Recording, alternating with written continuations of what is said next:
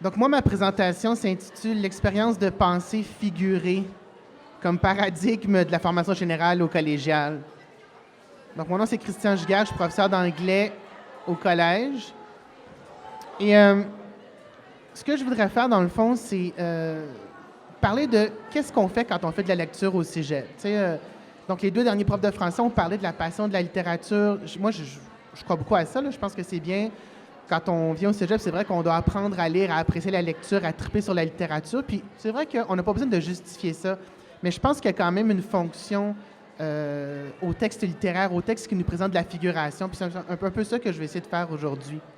Avant qu'il y ait des cégeps, on faisait lire des choses au Québec. Je veux dire, il y a toujours eu des gens qui se sont intéressés à la littérature comme un soutien à la formation de la pensée. Puis j'ai l'impression que quand on a formé les cégeps en 69, on a voulu prendre cet héritage-là qu'on transmettait dans les cours classiques, par exemple, et les transmettre à tout le monde, aux techniciens. C'est un peu ça le cégep. C'est l'idée de prendre la formation intellectuelle classique que peu de gens, à laquelle peu de gens avaient accès, puis de transmettre ça à tout le monde. Mais c'est un énorme défi. Puis on le voit, pendant plusieurs années, il y a eu des gens qui acceptaient cette idée-là. Oui, c'est vrai qu'en tant que Québécois, on n'a pas eu accès à la grande éducation des Français, des grandes nations, et là, on va s'y donner. Là, on est rendu, j'ai l'impression, dans un moment où on n'est plus trop sûr. T'sais. De plus en plus, tout se spécialise, les gens se disent « Ouais, mais si je ne veux pas devenir prof de littérature, ça me sert à quoi de lire ces textes-là, ces grands classiques-là? Oui, bon, la passion de la littérature. » Ce que je voudrais faire aujourd'hui, c'est juste présenter la fonction critique de ce genre de lecture-là. Elle a toujours été là. T'sais. Fait que la première citation que j'ai, c'est celle de Jean-Jacques Rousseau. Parce que Rousseau, c'est vraiment, je dirais, un des penseurs qui représente bien pourquoi on fait lire des textes littéraires. C'est ironique, là.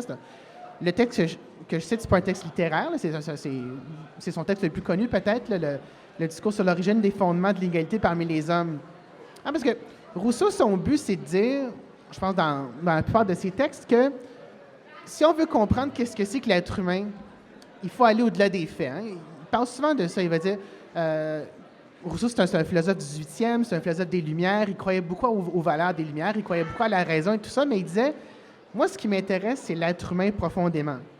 Puis pour connaître l'être humain, il faut aller au-delà de tous les discours qui ont été élaborés par des êtres humains. Il y a comme une essence de l'humanité qui réside ailleurs que dans le discours du savoir élaboré par des êtres humains. Puis la citation, elle dit ça. Hein? Il va dire, parce que ce qu'il dit avant de citer ça, là, avant d'écrire ça, il dit d'où est-ce que ça part l'inégalité? Ça part du fait qu'on ne comprend pas l'idée de l'être humain. Il va dire pour la comprendre, il faut commencer donc par écarter tous les faits, car ils ne touchent point à la question. Il ne faut pas prendre les recherches dans lesquelles on pourrait entrer sur ce sujet pour des vérités historiques, mais seulement pour des raisonnements hypothétiques et conditionnels, plus propre à éclaircir la nature des choses qu'à en montrer la véritable origine, et semblable à ceux que font tous les jours nos physiciens sur la formation du monde. C'est assez intéressant ce qu'il est en train de dire. Quand on réfléchit à qu'est-ce que c'est que l'être humain, puis le cégep, c'est beaucoup ça. La formation générale, c'est beaucoup centré sur quelles sont les valeurs proprement humaines qu'on doit acquérir en dehors de la formation technique. Rousseau, il nous donne une clé de lecture. Il nous dit, tu peux essayer d'établir des faits, tu peux essayer d'établir des traditions, des pratiques, un savoir objectif à transmettre, mais fondamentalement, pour apprendre à être un être humain, il faut que tu apprennes à aller au-delà des faits. Il faut que tu apprennes à faire des expériences de pensée. C'est un peu là-dessus que porte ma présentation. Parce que moi, j'ai l'impression souvent qu'étudier au Québec de nos jours, c'est se réduire à se spécialiser, se trouver un domaine. L'école serait là pour transmettre un savoir, le savoir conçu comme substance disponible, en réserve à quelque part, en attente d'être saisi par l'étudiant en voie de devenir un expert spécialisé. T'sais. On voit bien comment ça peut fonctionner dans les sciences naturelles. D'ailleurs, Bout-de-Boulogne est le parfait exemple. On est très fiers de ça. Les sciences naturelles et appliquées, où la molécule, le gène, réside effectivement dans cette réserve que nous appelons la nature, science de la nature. T'sais. Bon. Se spécialiser veut donc dire être muni de connaissances, de méthodes de raisonnement, de techniques qui permettent d'accéder à des substances naturelles dont l'existence peut être conçue sans l'intervention du regard humain. Le gène est quand même là, même si on ne le regarde pas. T'sais. Mais qu'en est-il d'idées comme l'être humain, la justice, l'identité, ce que Richard mentionnait au début, là, l'État, la conscience, par exemple. Hein? Ces idées ne résident nulle part de manière purement factuelle. Rousseau le dit très clairement dans son discours, elles existent sous forme d'hypothèses raisonnées, tout comme les théories des physiciens sur la formation du monde. Pourtant, la physique, il y a personne qui critique la présence de la physique au cégep.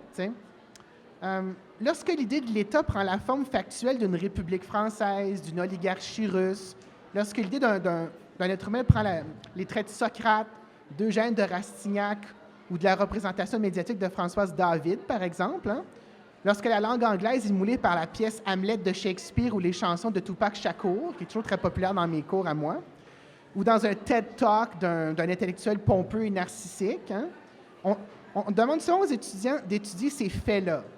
Hein, c'est souvent ce qu'ils aiment le plus d'ailleurs parce qu'ils sentent qu'ils sont désormais munis d'un savoir spécialisé, de connaissances pleinement constituées et reconnues dans le domaine des humanités, aussi inutiles soient-elles dans le vrai monde de Philippe Couillard. T'sais. Le problème, on en conviendra d'emblée, est que ces connaissances qui sont l'apanage de la formation générale au cégep, au-delà de leur inutilité supposée, ne font pas consensus. C'est pas vrai que d'un cours de philo à l'autre, c'est pas vrai que dans les cours de Richard, les étudiants vont avoir la même vision que dans les cours de M. Dubois, par exemple. Hein, on l'a vu, là. Bon. C'est super correct. La définition unique d'un État, par exemple, d'un être humain, de la conscience, sans parler du sens profond de prochain épisode ou du Zarathustra de Nietzsche, ça n'existe pas. Hein? Nous, on le sait tous, quand on enseigne ça, les étudiants, ça les met en maudit des fois, ça, par exemple. Ils se disent... quel est le sens profond? Donnez-moi la définition profonde. T'sais. On saute alors aux conclusions. On conçoit l'importance d'enseigner ce que c'est que la justice, la raison, la politique, l'identité. Tout ça, on le voit bien. Excusez. On saute aux conclusions. On conçoit l'importance d'enseigner ce que c'est que la justice, la raison, la politique, l'identité, tout ça. Mais on voit bien, n'est-ce pas, que les cégepiens n'en retirent qu'une connaissance limitée, arbitraire. C'est pour ça qu'on juge souvent la formation générale, hein, parce qu'on dit ils se font juste introduire à ces idées-là. On le voit bien, n'est-ce pas, qu'ils n'en parlent pas en spécialistes. Autant dire que les cours de formation générale s'apparentent à ces ateliers d'art plastique qu'on fait subir aux enfants le mercredi soir, sinon. Hein?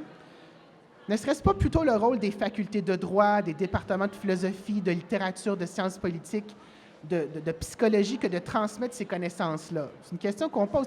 Le rapport de Metz est beaucoup là-dessus. Hein? On a l'impression qu'on ne se spécialise pas assez. On oublie parfois qu'avant de prendre cette forme dure et communicable qui nous donne l'impression de la saisir fixement, toute connaissance est d'abord une idée. Hein? Je veux dire, par définition générale et floue. Ce n'est que lorsqu'elle est exprimée par un être humain sur un support, à quelque part, dans une langue, dans un discours marqué par la subjectivité, que l'idée prend une forme tangible. En entendant le mot « conscience », par exemple, nous avons tous une idée de ce que je parle, de ce que je veux vouloir dire. Néanmoins, évidemment, tout le monde sait ça, peu de notions posent autant de problèmes à la connaissance. Je veux dire, comment concilier le concept de conscience propre à la psychologie nord-américaine, la fausse conscience marxiste, l'inconscient freudien, la conscience singulière de la durée dans, je ne sais pas moi, à la recherche du temps perdu. Hein?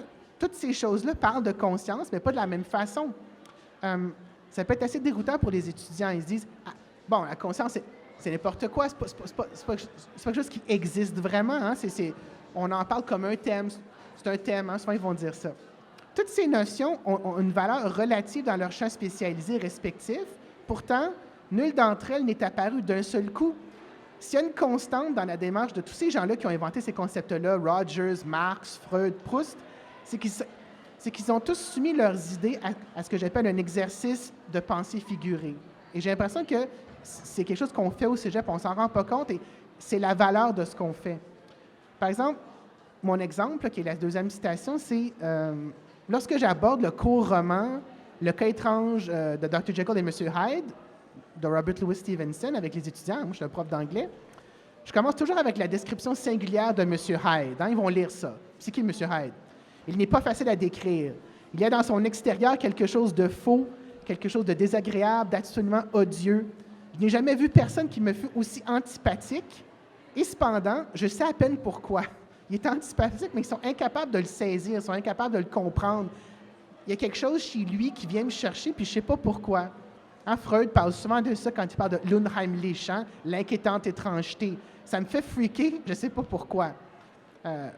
Freud, il passe tout son texte à essayer d'expliquer que quand quelque chose est super proche de toi, ça va chercher quelque chose qui est inconscient chez toi. Je veux dire, ça fait remonter à la surface des traumatismes que tu n'as pas compris. Et pourtant, ils sont là, sont très près de toi. Hyde, il représente un peu ça pour Dr. Jekyll. Ils vont dire, il doit être contrefait de quelque part. Il donne tout à fait l'impression d'avoir une difformité. Mais je n'en saurais préciser le siège. T'sais. Cet homme a un air extraordinaire et malgré cela, je ne peux réellement indiquer en lui quelque chose qui sorte de la normale. OK? Tu sais, Richard parlait de cette éducation qu'on reçoit avant d'aller au cégep. Avant le secondaire, le primaire, ça bâtit beaucoup la normalité. Hein, les gens ont l'impression que, souvent les étudiants me disent ça, hein, ils ont 17-18 ans, ben c'est pas normal ça. Moi, je sais comment les choses fonctionnent. Ils font pas tout ça, mais il y a quand même un grand sens de ça. Fait que j'ai l'impression que ce que Richard faisait dans sa présentation, c'est de dire que le cégep, ça sert un petit peu à montrer ce qui est anormal, ou en tout cas à comprendre que la normalité, c'est quelque chose qui est bâti artificiellement, c'est un discours culturel. T'sais. Moi, quand je leur fais lire Dr. Jekyll et M. Hyde, je demande aux étudiants de réfléchir à ce qu'ils viennent de lire, par exemple, à la métonymie inscrite dans le mot Hyde. Hein, ça, c'est clair, là. Hyde, c'est... Souvent, ils vont en venir à penser que Hyde, c'est la représentation de l'inconscient de Jekyll. Jekyll, le docteur... Dr. Jekyll, ça rappelle un étudiant en sciences nature au collège. Hein? Il est très fier, très reconnu dans son domaine, absolument rationnel, un grand spécialiste de la chimie, tout ça. Et pourtant, il y a quelque chose chez lui qu'il n'arrive pas à comprendre, qui pousse comme une pulsion. Et lui a décidé de concocter une solution pour faire advenir ça. Hyde, c'est un personnage qui sort de nulle part. Il ne comprend pas pourquoi il est là, mais il a l'impression que c'est très satisfaisant quand il commence à tuer des gens, à faire tous des genres de cochonneries qu'il ne mentionne pas dans le livre. On a l'impression que... Hein, bon. Les étudiants, ils réfléchissent à ça, puis ils se disent, pourquoi il l'a appelé Hyde? Parce que c'est caché, il y a une partie cachée. Hein?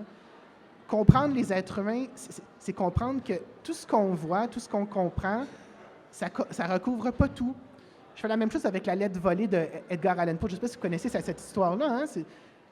Pourquoi est-ce que la préfecture parisienne n'arrive pas à trouver la lettre? C'est parce qu'ils sont obsédés par ce qu'ils peuvent voir, ce qu'ils peuvent saisir avec la méthode. Alors que la lettre, elle n'est pas nulle part. Il suffit juste de comprendre le ministre D pour savoir qu'il l'a cachée ou personne ne la trouverait parce que c'est trop évident. Fait que j'ai l'impression que c'est souvent ce genre de truc-là qu'on enseigne dans les cours de la formation générale. T'sais.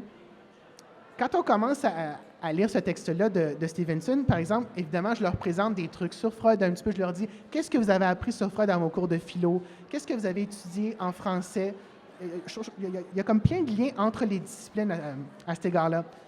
La plupart des étudiants, je pense, quand ils travaillent là-dessus, en viennent rapidement à tisser un lien entre l'alter ego de Dr. Jekyll et les problèmes que pose toute connaissance positive du concept de conscience. Hein?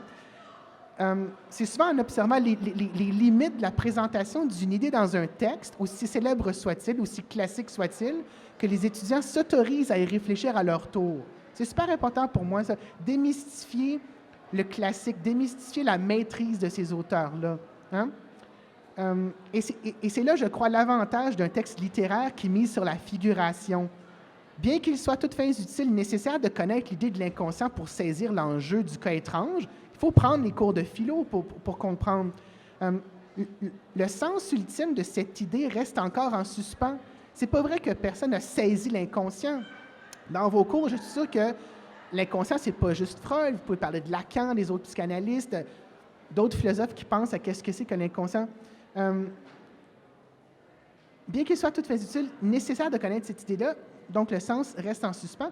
Lorsque les étudiants rédigent une dissertation critique sur leur interprétation du traitement de la conscience dans le roman de Stevenson, ils se donnent la possibilité de comprendre et de se souvenir de ces aspects de l'existence humaine qui échappent à la conscience et à l'encyclopédie des faits objectifs. Ils vont faire la même chose que Rousseau proposait. Ils vont faire une expérience de pensée. Ils vont se rendre compte que l'inconscient, ce n'est pas quelque chose qui est saisi comme un savoir définitif, c'est une idée. Mais c'est super important. Je veux dire, si tu ne comprends pas cette idée-là, tu ne peux pas comprendre comment le savoir contemporain se forge. Les gens qui vont à l'université, qui ont une formation générale, ils ont tous ça en eux, puis ils arrivent à se comprendre beaucoup mieux. Si tu regardes un autre être humain, puis tu dis, je vais me fier sur ce que tu dis, sur tes paroles, sur ce que tu écris, sans présupposer qu'il y a peut-être quelque chose derrière, mais tu manques quelque chose, je trouve. Je ne sais pas si vous êtes d'accord, là. À mon sens, l'utilité principale des textes littéraires et philosophiques ne réside pas en leur capacité de transmettre une connaissance pleinement constituée, mais d'introduire les lecteurs à une méthode qui leur permet de saisir un problème et d'y réfléchir. Cette méthode, c'est quoi? C'est la narration, l'interprétation d'une histoire, c'est l'analyse et la discussion d'une idée, c'est la forme et l'écriture de la dissertation critique qu'on enseigne tous, je pense. T'sais. Si on présente le savoir comme un objet pleinement constitué, comme un ready-made, hein, comme un territoire colonisé, parfaitement cartographié, si on en évalue le saisissement avec des grilles rigides, par exemple, il ne faudrait pas se surprendre que les étudiants se posent en récepteurs passifs de marchandises, en colonisés de la connaissance impériale et empirique. T'sais. Il ne faudrait pas se surprendre qu'ils aient de la misère à s'imaginer un avenir là-dedans. L'apprentissage des faits est évidemment nécessaire, je ne suis pas con. Essentiellement, même dans nos économies de marché qui carburent à la production, aux effets, aux résultats. Mais comme M. Dubois, qui est plus ici, me l'avait expliqué une fois, hein, quand il me parlait de sa vision de la fonction générale, il me disait « L'université vous apprendra justement les faits et les techniques qui feront de vous un avocat, un médecin, un ingénieur. Mais si on veut que nos médecins, nos ingénieurs, que tous nos experts soient capables d'adapter leurs pratiques aux problèmes qui sont impossibles à prévoir, il y en a plein, ils sont nombreux. Si on veut qu'ils participent à la vie publique, si on veut qu'ils réinventent la démocratie, je me rappelle, on était dans une séance, hein, Rosalie, tu te rappelles, quand on parlait des absences, puis moi, je me suis mis à parler de pourquoi c'est différent quand on donne des cours de formation générale et de sciences humaines. Les étudiants, ils ne vont pas venir spontanément. Il faut qu'on ait quand même une espèce de manière de les forcer un petit peu à venir jusqu'à temps qu'ils comprennent, qu'ils apprécient. J'ai l'impression qu'on avait connecté là-dessus, mais je pense que c'est de ça que je parle. T'sais. Si on veut qu'ils s'intéressent à ces idées-là, si on veut qu'ils soient assez patients et qu'ils investissent tout ça, il faut aller au-delà de ce qui est déjà décidé. Il faut les amener à aimer ça, prendre des risques, faire des expériences de pensée à partir de ce qu'ils lisent et se dire que c'est possible pour eux de réinventer les choses, d'inventer des nouvelles idées à partir des textes qu'on leur force à lire au cégep. T'sais. Il faudra leur donner les moyens de penser au-delà de ce qui est déjà constitué, au-delà de ce qui est déjà accepté comme des faits objectifs. Il faudra les convaincre, autrement dit, de l'efficacité des expériences de pensée. Merci.